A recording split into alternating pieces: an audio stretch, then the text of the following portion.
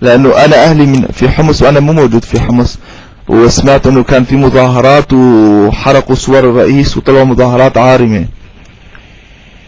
لا كلام عاري. عاري عن الصحة.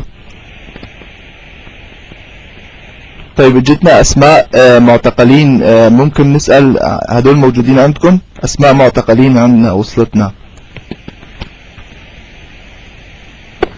اسمعني تحكي حضرتك هلا؟ أنا عم بحكي من سوريا، أنا عم بحكي معك من الشام.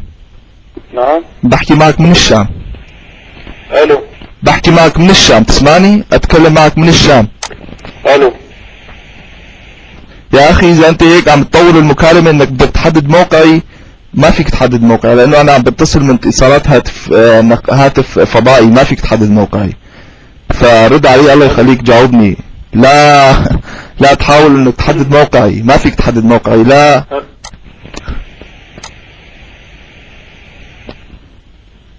في صوت يا أخي. أنا عم بحكي من الهونولولو، أنا في إلي أهل بحمص، ومن وين عم بحكي مو مهم. المهم الشيء اللي عم بيصير عندكم يا أخي الكريم، أنتوا الشرطة في خدمة الشعب، أنتوا الشرطة في خدمة الشعب. أنتوا لا توجهوا أسلحتكم إلى صدور إخوانكم في حمص، هؤلاء مظلومين.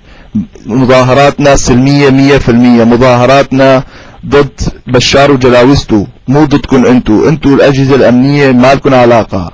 نحن بدنا الرؤساء، بدنا بشار الأسد وجلاوزته نقدمهم للمحاكمة. أرجو أنه رسالتي تكون وصلتكم، أرجو أنه رسالة تكون وصلتكم من شباب ثورة 15 آذار، لأنه نحن مستمرين حتى إسقاط النظام. أنتوا لا ترفعوا السلاح في وجه إخوانكم العازلين اللي ما عم بيحملوا السلاح في وجهكم. أرجو أن تكون الرسالة وصلت. تسمعني أخي الكريم؟ في صوت؟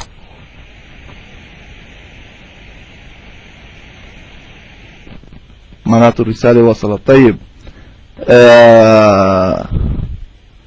أستودعكم في الله، وإن شاء الله نلتقي في يوم الحرية. والسلام من شباب ثورة 15 آذار.